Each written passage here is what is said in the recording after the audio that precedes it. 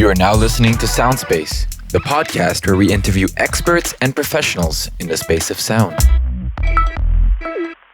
Hello, everyone, and welcome to the very first episode of Soundspace, a brand new podcast starting in 2022. I am joined with my fantastic co-host, audio engineer Anthony Caci. How are you? I'm doing great, man. How are you? Very good. Very excited to kick off this brand new podcast with you. This has been a project Same. in the works for a very long time. Absolutely. And it's overdue.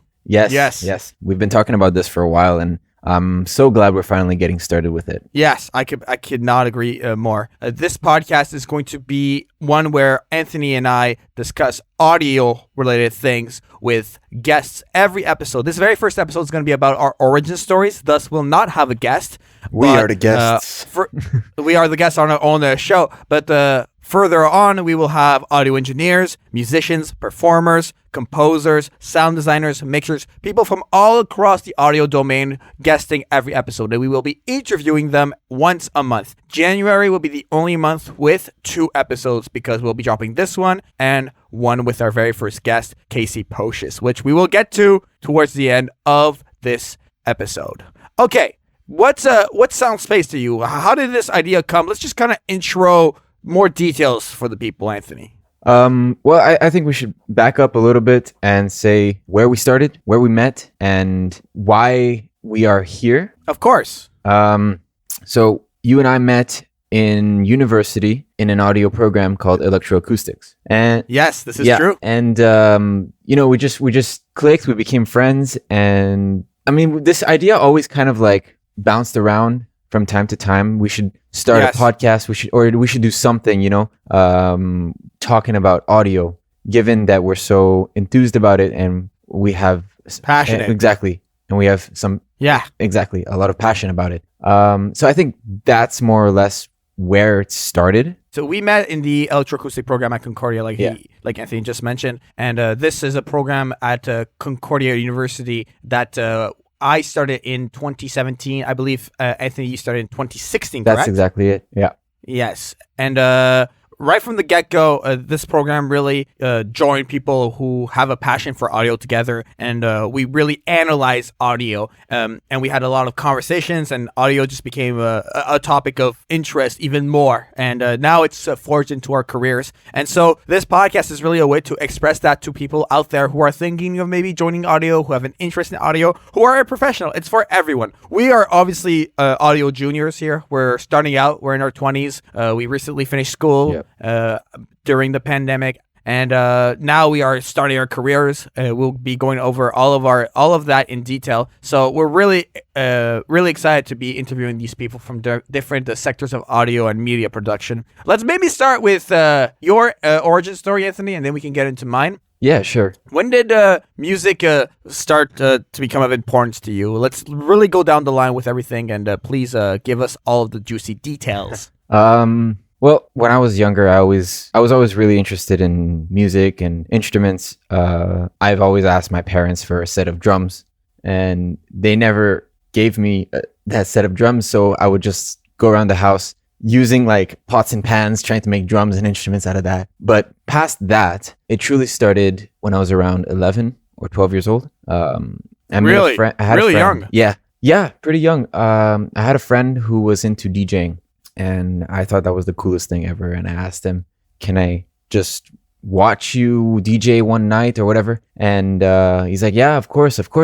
And one night I went to, it was a house party. It was, I think it was a Sweet 16 in somebody's basement. Like, it doesn't really matter. Oh, really? Yeah. Okay. One of those. So like he gave me the turntables, the deck, and he's like, go make a mix. I'm like, what? He's like, yeah, go for it. I'm like, I can't do that. I'm too nervous. I never did this before. He's like, don't worry about it. We're all friends here. Nobody's going to judge you. And I loved it. And for a while, I started DJing with my friend. His name is Michael. And eventually, I started DJing more and more and more. He stopped, but I continued.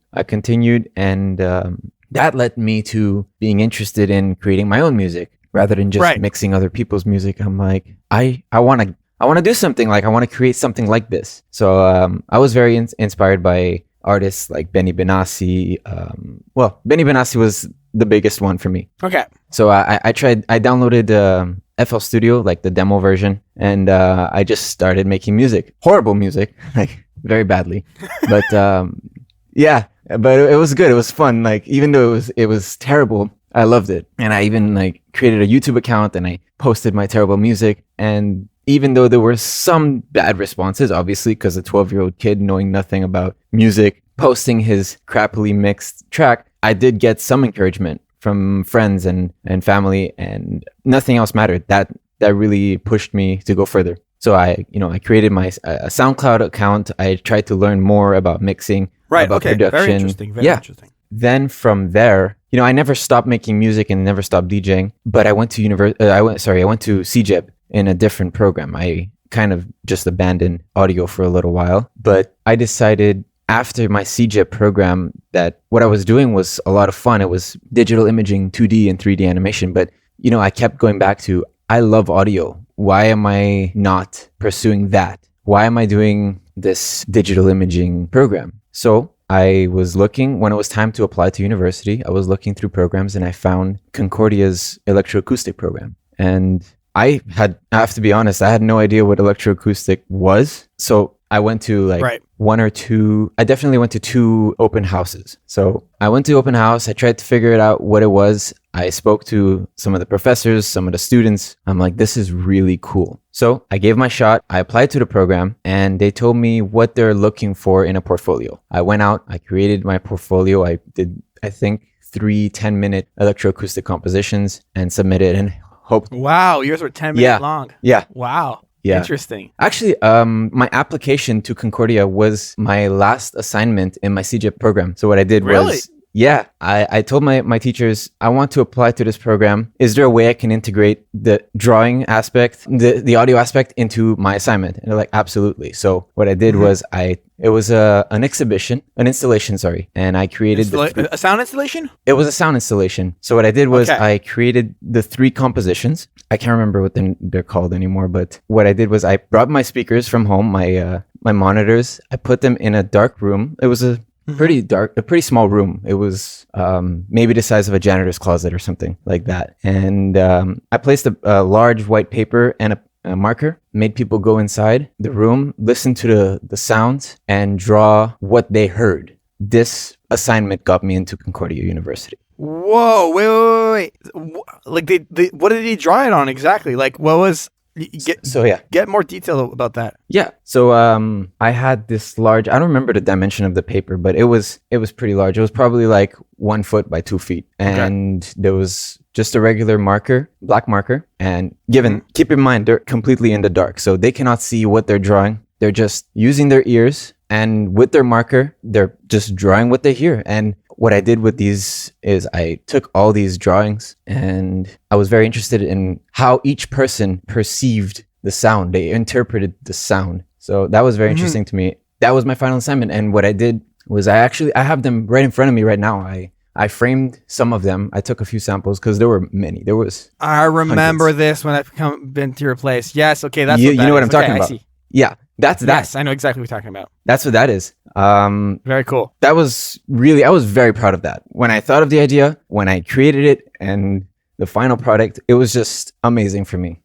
So yeah, that's what got me into the electroacoustic program. So you get into the electroacoustic program at Concordia, and what's the experience like? Obviously, we met there and we collaborated a lot, but other than that, what were the classes like? What was the environment like? What kinds of projects did you undertake? Right. So the program was incredible, and getting into the program, I saw there were so many talented people. Yeah. I thought I was, I knew I was good, but once you meet people that are so incredibly talented, it's so overwhelming. So of course, I quickly tried to make as many friends as possible in the program, learning from other people, learning tricks and tips. And I love the classes because, especially at the beginning, each week was a new subject, and it always stayed interesting. So, for example, 1 week we're talking about what is sound. Like, okay, no, obviously the entire program is what is sound. But for example, 1 week we're talking about the eardrum, and then we're talking about about reverb, and then we're talking about the speaker and the physics of it. So it was constantly staying interesting. And we also had so many great 100%. assignments. Yeah, we had an amazing studio that we were allowed to practice in. I remember doing my first assignment in the program where we had this busted up piano, and we needed to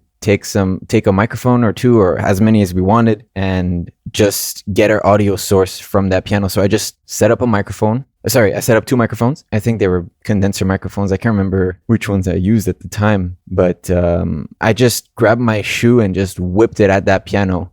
And for like 10 minutes straight, I was just throwing things at the piano, and I got as much source material as I possibly could. After about 10, 12 minutes of recording, I stopped and I took a listen to what I got. And I quickly realized that 12 minutes of audio source is potentially like a month's worth of audio in editing and processing, and it's a lot because there's so much you can do with just a small source of sound. Imagine what you can do with 10 minutes. And so the editing was definitely very long, but needless to say, the assignment turned out pretty cool. It was a lot of fun. Yeah, the electroacoustic program was sprinkled with all these types of compositional assignments. I meant the assignment. Yeah, but of course. The program in general, of course. What about you?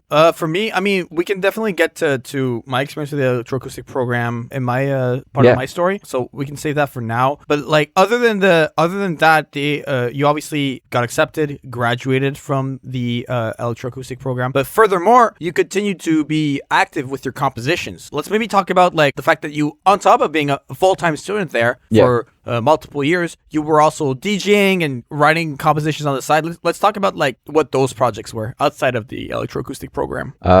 So yeah, I was still DJing. That was my job. I was making my side money from DJing on the weekends. So outside of school, I was just at bars and pubs mixing music. And then on my free time, because I didn't have as much free time once I started university, I would create my own tracks from time to time, and I would try to apply some of the techniques I learned in class to my own tracks.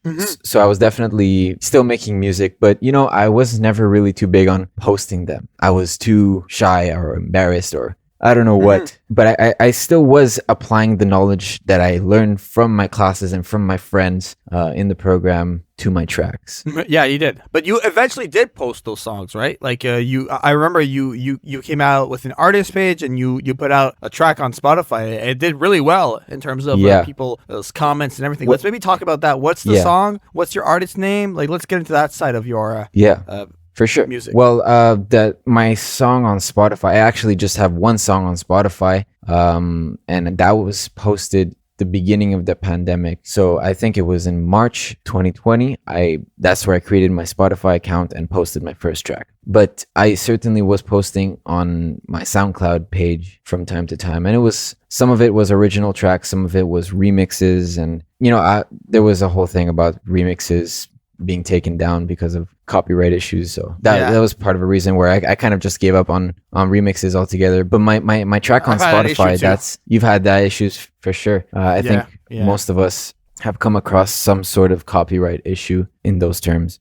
But as for my track on Spotify, it's called Cyber Friends under the artist name Caci. So CACI. This was more like an electronica down tempo-ish track, and I called it Cyber Friends because, well, the peak of the pandemic, everybody was communicating through social media, right? And then eventually I changed my name from Caci to Caci, so ACACI instead of CACI, because I quickly noticed, after posting my first track, that there was another artist called Caci. I think it was like a reggaeton group. So to avoid complications and confusion, I just changed it, and Caci is just short for my name, Anthony Caci. Right. So after graduating from university, I actually graduated during the pandemic, so I actually never received a graduation because I graduated in right at the beginning of the lockdown. Right. After that, I got a job as a webinar technician. So actually, I got the job. The job was created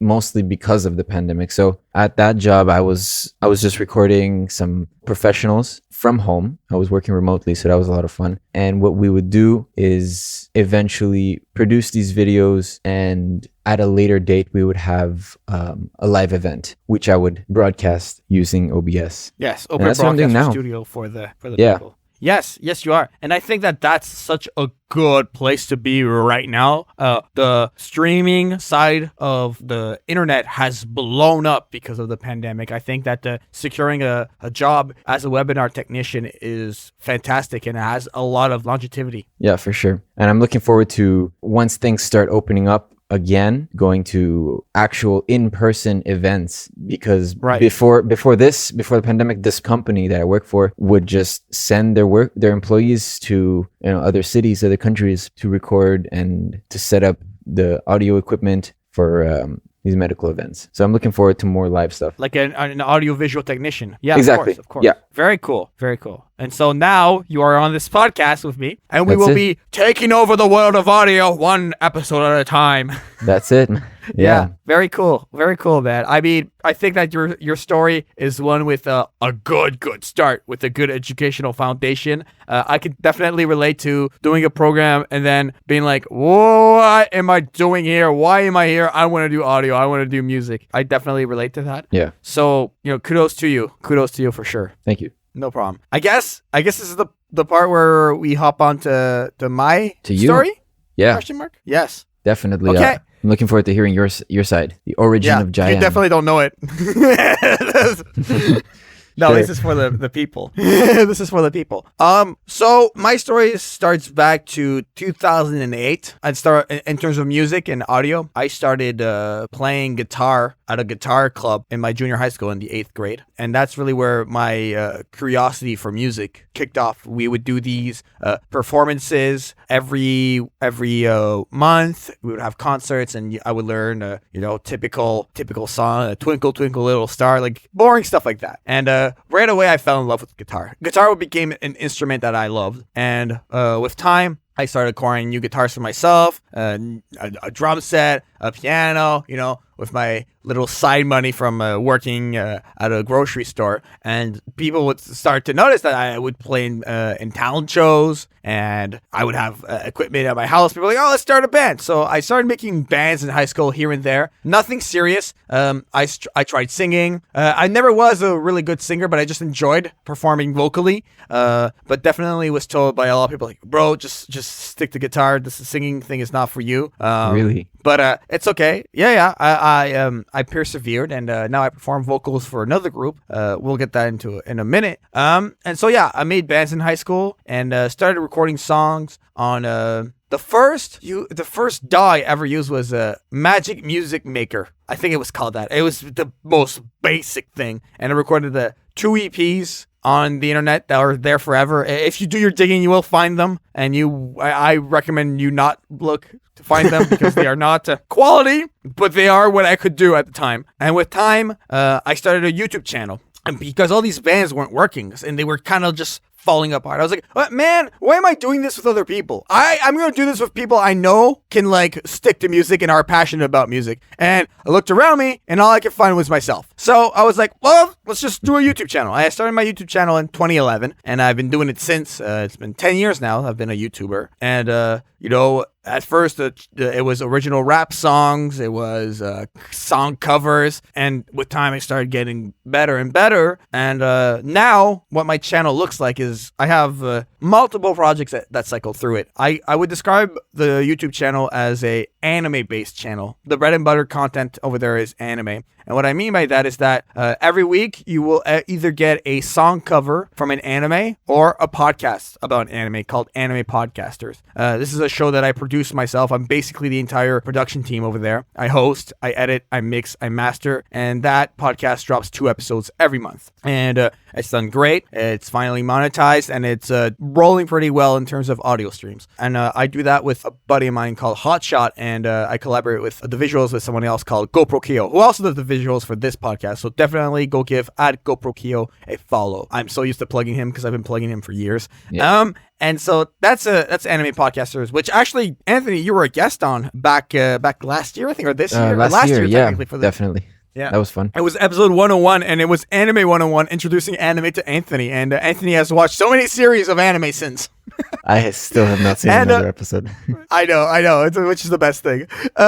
And so, yeah, this is the bread and butter content. The channel has grown to a size that, it fluxes here and there, a couple of thousand subscribers. Where it works really well is over on Spotify. The Jaian music page hovers around 20,000 to 19,000 monthly listeners, which is ridiculous. One of the tracks is almost at 500,000 streams. Wow. As this will be posted. Recently, the overall page has crossed 1 million streams in total. That's the most popular success I've had with my music at this point, I would say. And then, other than that, I have 2 original music projects. The first one is called Chip Machine, that started out in 2014. It started out as an 8-bit music, chiptune music project. And we have one album that's chiptune music. It's like a bunch of Pokemon song covers. And another album that's just self-titled Chip Machine. And it's just more 8-bit music covers. Horribly mixed. You will hear the limiter the whole time because that was the mastering process. And after that, in the electroacoustic program, I redefined that project and it became an experimental electroacoustic music one. I released 2 EPs with that one called Electroacoustic and Laptop Orchestra, which was based on a class offered at the Concordia. Yep. And then one of the albums was called The Sound Painter, and that's a collaboration between myself and Anthony. We did a 12-song album of I'd say like 8 to 10 minute songs of electroacoustic music. Yeah, more or less. Somewhere between there. And the great thing about electroacoustic music is that composing electroacoustic music in a pandemic is very easy because we just ship source material back and forth to each other, and I just audio suite the schnizzles out of it, and I have all of these weird plugins. I am known to Anthony as a big purchaser of plugins. We can definitely get into that, but I have a library that's way too large. That's true. So, that's way it's too true. Way too true. I'm always telling him, this the 30% off this and blah, blah, blah, blah, plugin alliance sales. I'm the worst though. Like, you would send me genuinely great deals and I'd be like, that's great. And then I forget about it. And I just... I don't understand that. That's my bad. That, but it is what That's it is. my bad. Yeah, it happens. It happens. And with Chip Machine, I also do something called the Drone Cast, which is an hour-long drone podcast that I do once a month. It's currently on pause because as I am recording this episode, the Spectrogram Ghost, which is another album I've done, will be releasing very soon. And that's another solo electroacoustic album I did with Chip Machine. It's 10 songs. It's shorter songs, and it's a darker vibe. That's what I can say for that. So that's Chip Machine in a sense. And then I have another music project, a rap hip-hop music project called Lunatic Rappers, which I started back in 2015, 2014 as well. That project's released 3 EPs, 1 album, and now we're more in a mode where we're dropping singles and remixes. That's kind of what it's going to look like in 2022. And it's a production I do with 2 other guys. One's called, stage name goes by ACR, who is a vocalist who kills it. Vocally, one of the best rappers I've ever recorded. Every time his verse flops on, it's like, whoa, this guy can spit, for real. And then we have someone else called Undergod, that goes by their stage name, who is a beat maker and vocalist. And I really handled, I do vocals as well, but I handle the engineering, the mixing, and the mastering process there. Obviously, Chip Machine is also a one-man show, so I handle all that technical aspect as well. And in terms of personal projects, that's all me. Going back to 2014, I started a program I studied in Algonquin College at Ottawa called Music Industry Arts. And Music Industry Arts was a year-long audio program that ran 3 semesters, a fall, a winter, and a summer one. And you really got to learn a lot about the world of the music industry with studio-based classes, recording classes, music business classes, music theory classes, music entrepreneurship classes. And it was very complete. It really prepared me and set my expectations as to what my life would look like. We had a wonderful equipment to work with. We had an SSL duality console. If you're an SSL person, you know exactly what I'm talking about. And you understand how lucky I was to work on it. Wonderful outboard gear, a great collection of microphones, and we got to do recording projects every semester. Some of the guests that will be on are other people who did the program. So I will save that conversation for those specific episodes. And then after that, right after graduation, I got really lucky and did an audiovisual internship in France. There, I did location audio, I did camera work, I did different stage shows, like teardowns and setups for shows. It was one of the best experiences of my life. And it was one that, how can I say, prepared me even more. Like, you know, it's like you study it and then you live it back to back. So you really are immersed in it. You know what to expect, really. Yeah, that's perfect. That's what you need, you know? Yeah, 100%, 100,000%. And from there, after doing the internship, I really switched up my production style. You know, I started realizing what kind of content I want to do, and I became an anime channel. This was in 2016, and then I was also in the process of applying for the electroacoustic program. So from Gatineau, which is about 2 hours away from Montreal, where I live now, I met the head of the program of the electroacoustic program, Eldad Sabari, and he made me visit the facilities.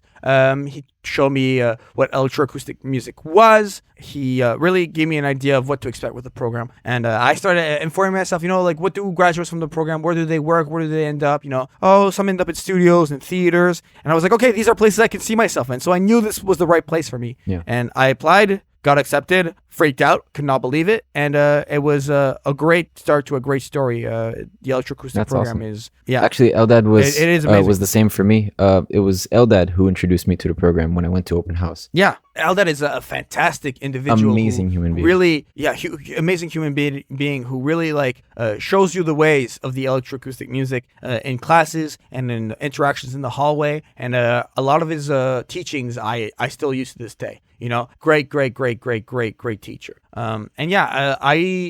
The electroacoustic program for me was very short because I had transfer credits from a previous degree. I did what I would like to call the electroacoustic speed run, which is I finished the program in 20 months. I got a major in electroacoustic studies and I got out. It was literally 5 semesters in a row. Fall, winter, summer, fall, winter, I'm out. That's it. And the reason why I did that is because I knew that I could do it. I knew that I had the energy for it. I knew that I did the music industry arts program, which was tough, which was stressful. I knew what it was like to sweat in an audio assignment, so I knew I could do it. So going through it, I learned a lot, and it really set me up to understand audio in a much more precise way. I really think that doing music industry arts and then electroacoustic studies prepares you fantastically for your career in audio. And after completing the electroacoustic program so quickly, I wanted to specialize myself, and that's where I did a graduate diploma in film music at UQAM, and we will also be having guests from this program on the podcast. So once again, I will save the details of that for those episodes. But it was a fantastic year-long program, 2 semesters, where we really got into the nitty-gritty of film music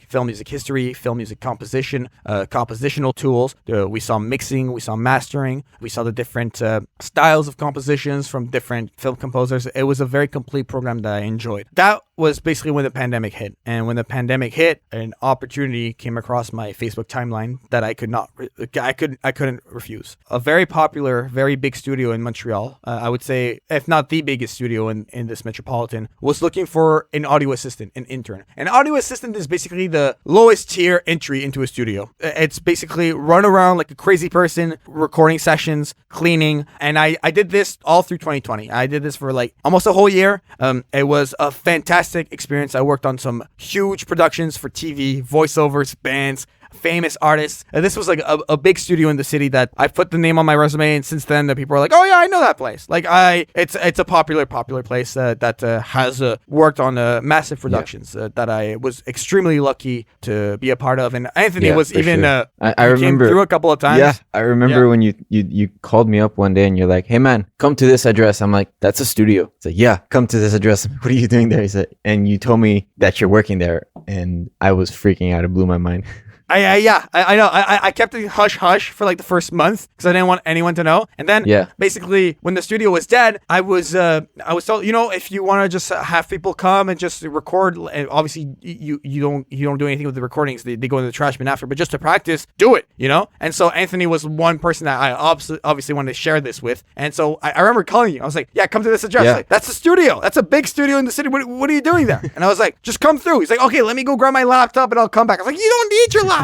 Just come straight here. I remember you were biking, I don't know where, and you just like turned around and came. directly Yeah, there. actually, the studio wasn't too far from my place, from where I lived. So I went over. And so yeah, you came over, you got to see the studio experience, and I really got to learn a lot there. It was basically paid schooling as far as I'm concerned, and the fact that I landed this during a pandemic was a huge deal too, because when the pandemic hit, like live audio died. I had opportunities in live audio offered to me that just like got swept under my feet, that bugged me big time. And I ended up here. And so when I landed there, I was like, this is basically going to become my life. And I was there every day. I slept there most of the time. I worked like a crazy person. And I learned so much. And my ears, my workflow, really improved. It was like basically the culmination of all of my studies into this place. Because the thing is, when you study all these programs and people see that you have a lot of education, they're like, but can he apply it? Can he like be a technical person? I'm sure you can write about a compressor, but can you get this compressor to work to sound fantastic on this vocalist? It's two different things. Knowing and applying are two different things. For And sure. having them happen so close to one another really helped me hone my skills in that domain. And so late last year, I left that studio, and now I currently work doing location audio for a big broadcast company in Canada, and I also do camera assistant work for them. I'm a video technician, so sometimes I get called to record interviews, and sometimes I get called to light up stars. Television stars is what I meant. I'm not actually throwing a light to the sky, and that takes up most of my weeks, and it's a fantastic job that I am so grateful for. I also edit audiobooks on the side for a post-production facility. I work freelance as an audio engineer. I have my own personal clientele that I have a contract here and there every month. And then I obviously continue to create content on YouTube. So yeah, that's basically an overview of everything I've worked on and done. That's my background. Bit of a studio person, bit of a location audio person, a bit of a content creator, bit of a composer. I've done sound design for projects. It hops around, If you visit jaianmusic.com, not trying to plug, but you'll get an idea of what I've worked on and what I've done. Yeah, and your discography is very impressive. Thank the you. fact that you're able to manage and juggle all of these projects all at the same time is very cool. Thank you. And taking on new projects. Yes, like this one. This one is something Like that this I've been wanting to do. Let's maybe go over a little bit about our past collaborations. So Anthony and I, like I mentioned, was a collaborator on the Sound Painter with Chip Machine. That's a project that we did together. He's also been a vocalist on 2 songs technically for Lunatic Rappers. The first one being Down a Thread, which is a release off of Rise from the Fire, and also there's a lo-fi remix. So technically you got 2 features, bro. Same vocals, 2 features. And then, as previously mentioned, he was a guest on Anime Podcasters, and he's also a voice for the character, the boss, basically, in a short audio play I produced called Get Back Here, Hotshot, which is basically a story about the podcasting dynamic between Hotshot and I, where I'm basically a crazy person who only thinks about recording the show, producing the show, and he is subject to all of my insanities. I'll leave it at that. It's a quick 4-episode listen. It runs under 15 minutes, and I had a great time producing. It was a lot of fun to be recording that. It was Yes. so many laughs, so many It was great. retakes because of constant, laughing and joking around. Yes, but yeah, it's definitely an absolutely. easy listen, really funny, fun to listen to. You should go check it out. Thank you so much. All right, that's enough with the stories. Let's get a little technical here. I always enjoy talking technical stuff. This podcast is going to be one where we focus more on the story and the career of people, but we'll get audio nerdy once in a while here and there. I think it never hurts. Yeah. So this is the audio nerdy portion. I think it's important to identify ourselves as to what we work with, just to give you guys an idea of where we come from in that domain when we talk to other guests. So let's start with what DAW we work with. Yeah. In terms of different audio tasks. Anthony, please let us know. Sure. Well, like I mentioned earlier, I started off using FL Studio, and that became my go-to DAW for a long time, a very long time, because I was only using Windows. And it was only when I started my program in university where I bought my first Mac and I just started using Logic. And now Logic is my go-to DAW. And obviously I dabble in Ableton, Reaper, Pro Tools, and so forth. But Logic is definitely my DAW of choice for the most part. Absolutely. especially for So for- production. You know, For production For and song composition, production. right? That's what I mean. Composition. For sound design, it would probably be somewhere more towards Reaper or Ableton. Okay, very nice. Or I'd probably go back to FL Studio from time to time. I think that falling back on FL Studio is never bad because, like, the guy Yeah. who produces Undergod, the guy who produces the beats for Lunatic Rappers, works exclusively in FL Studio. It's underrated. I think that people hear FL Studio and they go, Yeah. "Oh, amateur." Yeah. But it's underrated. There's a lot of fantastic work that you can do. It has in definitely FL Studio. grown as a DAW. It has gotten better over time. And as I'm reading, as we're recording this, I think I saw FL Studio 20 came out. I think. Yeah, it came out It's a like, couple years ago. So now it works both with Mac and PC. So that's why I go back to it from time to time. Mm-hmm. Yes. So my DAW of choice, I work mainly in two DAWs. Reaper is one of them, but way more Pro Tools.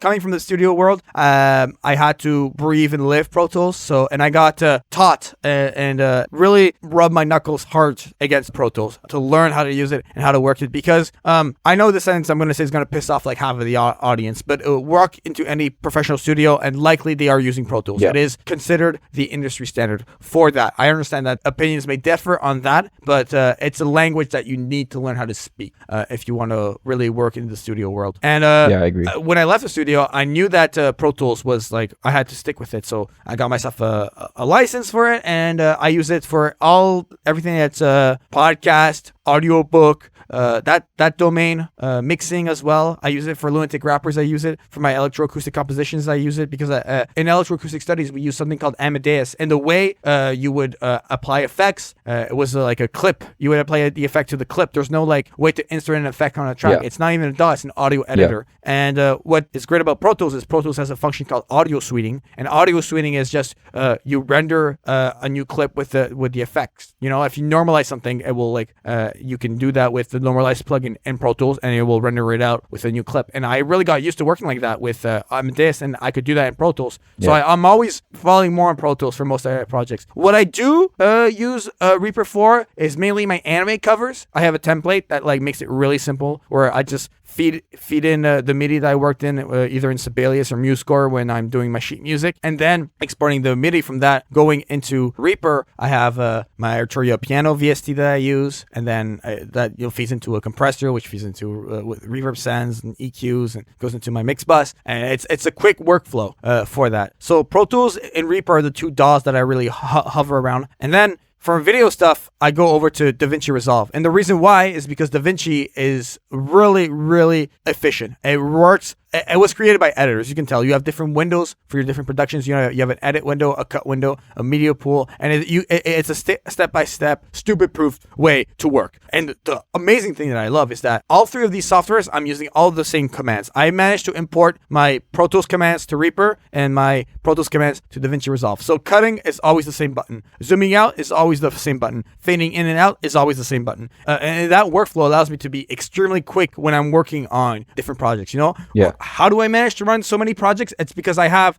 a system that works. I'm able to hop from software to software to easily do these things, you know, and I also use OBS for screen recording, and I use Synthesia for piano recording. Sometimes I hop into Reason a little bit for like weird modular synth-based stuff, where I use Voltage Modular, which was free during the pandemic. I also work a lot in RX9 standalone for the podcast. I have a module chain that I run all my audio through before it hits Pro Tools, you know. I do all my RXing prior to editing. So yeah, that's my workflow personally. What about you? What's your workflow for your productions? My workflow is not as complex as yours, Jaian, but I would just use Logic for most of my tracks, unless I have to do something with to create a sound effect.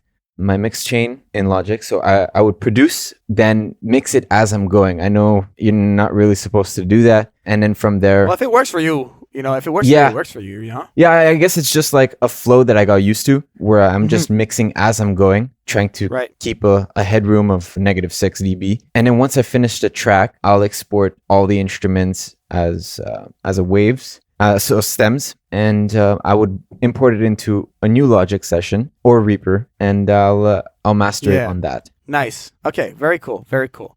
Let's talk about go-to plugins, things that we enjoy using when we mix, when we compose. You know, I mentioned it earlier. Arturio piano is one that I reach a lot every week. But other than that, I've been a big fan of multiple different companies. So let's just finish with my composition. I use Omnisphere by Spectrasonics for a lot of my work just because it has everything you need. This virtual instrument has a megaton of synthesizers, guitars, vocals, pads, weird noise modulating bleep loops that I can go forever. Another synth that I use is Lion by Unfiltered Audio. I'm a big fan of the unfiltered audio stuff. I use Silo, I use Biome, I use Triad, I use all of these different plugins that are fantastic. Obviously, using the Arturio V collection for my compositions. I dabble a little bit in Maxim SP. I would say I'm a Maxim SP beginner. I use Voltage Modular too, and for some orchestra stuff, I'll reach to the BBC Orchestra stuff too. That's some good plugins over there too. Nice. And then more into what I mix with, I use the FabFilter stuff. I got myself the FabFilter mixing bundle, Pro C, Pro L, Pro Q. These are literally plugins I use every day for the podcast, for my mixes, everything. The Sound Toy stuff is great. The Valhalla stuff is great. Valhalla Vintage Verb is one that you hear on all of my piano covers. That's a big one for me too. And then Isotope. I use obviously RX. I use Ozone all the time for my mastering. I use Oak Sound Soothe all the time. I'm looking into getting Spiff because I think it's great. And I use some of the Hornet plugins as well. So yeah, that's kind of real quick what I use in terms of plugins. What about you, Anthony? What plugins do you use? For me, my most basic go-to plugins are Isotope, Ozone. I love that. That's my favorite. I'll probably label that one number one next to the Valhalla Vintage Verb. Those two are definitely my two favorites. And as for like compression and delays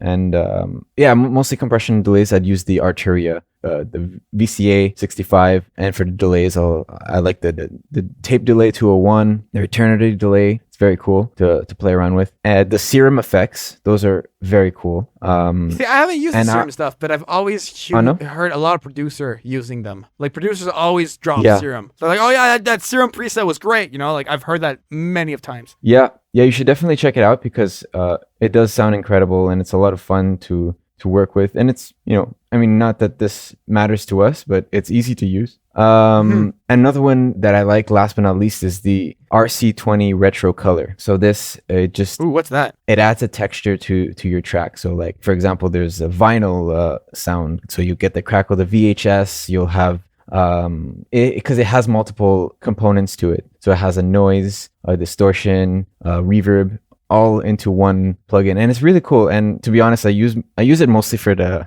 presets, but there's some very cool presets that I like to use and put in the background, at a low wet volume, a low mix, just to add some color to my mix. Right. It sounds like it's something that recreates like vintage sounds. Yeah, that's what I'm getting from. Yeah, that's exactly it. That's exactly it. Okay, that makes sense. What about gear-wise? For me, like my basic setup right now, like I am on the verge of getting myself an SM7B. Okay. I am that guy. Right now, currently recording on an AT2030 into a discrete 4 Synergy core using Fostex speakers. That's kind of the basic setup of what I do. Running on a Windows computer. What about you? What's your go-to gear? For me, I'm running through my Allen and Heath. I think it's a Z10, but I can't remember exactly. I'm using my Audio Technica, the AT2020, as a microphone, and for speakers, I have the Focal Alpha 40s or 50. Sorry, Focal Alpha 50, I think, because I have another studio. And right now in my house here, I have my JBL 104 BT. Nice, right on, man. That's cool.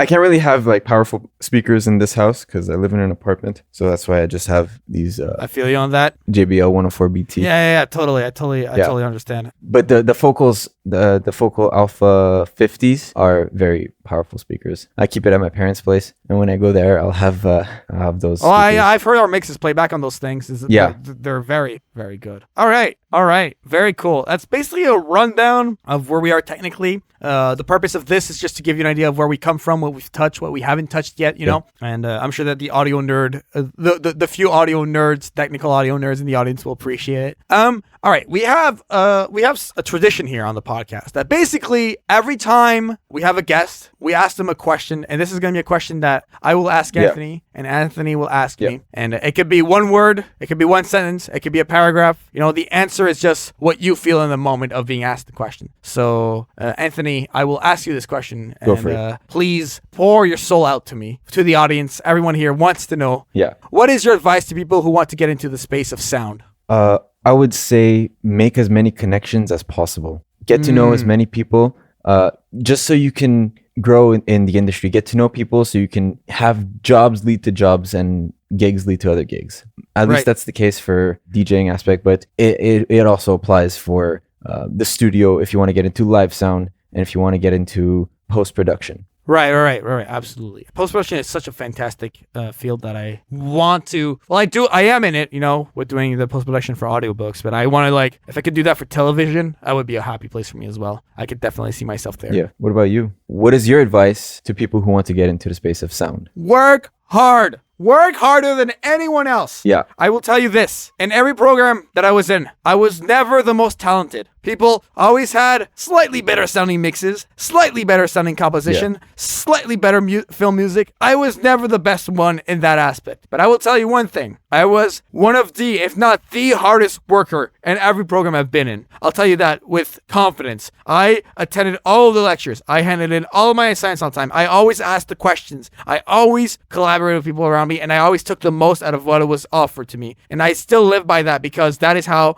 I find myself in the position I am today. So that is my advice to you. That's perfect. Well said. Thank you so much. All right, let's leave you on the very first 5 minutes of our very first guest-based episode of Soundspace. This is Caci Pocious, someone that we are very good friends with, who has done fantastic productions, fantastic work, and it's such an early portion of their life because they're younger than Anthony and I still can't believe it. This person has done so much in so little time, and it's really an inspiring episode that I need you to listen to. We're putting this person first for a good reason. Trust me, you do not want to miss this. Enjoy the very first 5 minutes and make sure to follow us on all social media. Subscribe to us on any podcatcher that you get your podcast in to not miss this episode. So for myself and Anthony, this has been an episode of Soundspace. Bye, guys. Thank you. Bye-bye. Hello, everyone, and welcome back to Soundspace, the podcast where we interview audio people. Today, we have a very special guest for you. We have Caci Pocious, hailing from St. John's, Newfoundland and Labrador, a gender-fluid intermedia artist with deep knowledge in multimedia software. They have a Bachelor of Fine Arts in Electroacoustic Studies, currently completing a Master's in Music Tech at McGill, has done classical training in piano and viola, was the principal violist for the Newfoundland Symphony Youth Orchestra, has experience with electronic works, has collaborated with the Concordia Laptop Orchestra, Exit Point, and Philharmonique, a very talented multi-channel composer. I've got to listen to a bunch of their pieces before the podcast began, and also has worked as a technical coordinator at Matrolab. How are you, Caci? I'm good. Thank you for coming on. I'm busy with the MFA. As you mentioned. Yes, the MFA must be very busy. Also with us is Anthony. How are you, Anthony? I'm great. Thank you very much. Very happy to have you all here. Caci, I'd like to begin by asking you on this podcast, when did music become of importance to you? When did audio and music really play a factor and you knew that you would do music as a career? I was really lucky. Music's been a huge part of my life since the beginning. Literally the beginning. I got to go to my first concert when I was 6 months old. It was a flamenco concert. And I just went to a lot of concerts as a kid. And then I was lucky. My mom had a Mac at home, so I started playing around with some of the audio software, GarageBand, and a little bit of iMovie as well, and starting in intermedia early too. I knew right away, it was so much fun. And then I, through the public school system, got started with viola, and then really got excited by that, started doing that privately, and originally sort of thought I was going to go into classical music and study that, and that was really my focus. But then I realized that as I got older, I started seeing other people were focusing in like the digital audio stuff professionally, and I switched lanes and got into the stuff at Concordia. Yes, we'll definitely get to. There's definitely going to be a big Concordia portion in this episode. Anthony and I met Caci at the electroacoustic program in Concordia, so we could definitely talk about that. Sure, definitely. We met at Concordia. Actually, Caci, you were probably one of my first friends in the program. Likewise. So describe your experience at Concordia in electroacoustics program. It was really great. It was, like the breadth of topics that we covered was really wide in terms of like focusing on the ear and all this stuff with electroacoustic composition, music theory, all those things. And it's like a super intense program at the beginning. And I was really lucky. Me and Anthony were one of the last years where Kevin Austin was teaching everything in terms of the composition tutorials and also like the research writing portion of that course.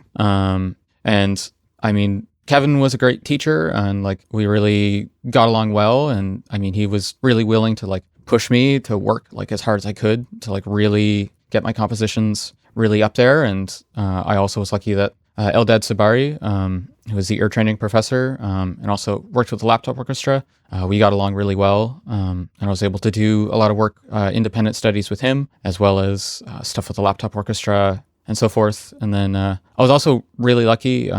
Electroacoustics it's in the Department of Fine Arts at Concordia, as opposed to some of these other audio programs where you're in the School of Music. When I knew that I really wanted to also work on my skills in video and working with building electronics and so forth as well, I was able to sneak into the intermediate department and start taking classes there. And really bringing up my skills in both sides of things, and took a little bit of math as well, and was able to get in eventually through to music technology at McGill. Definitely. That's amazing. Before we hit on the McGill, because I definitely want to talk about that master's, which I applied to. I just want to say, I really think you hit on something very, very important. Where I tell this a lot to Anthony and people around me that being an audio an audio person is important, but being a media person is even more important. And having more than just audio under your skill set. Can you expand on the importance of being a media person and what the difference is of being a media person and an audio person only? Oh yeah. And I agree 100%. So you can really dig in and develop your skills for music theory and what have you. But with a lot of the jobs that you're doing now, especially that, I know both me and Jaian have had a lot of experience working with stuff for film, stuff for television, stuff for radio. Right. And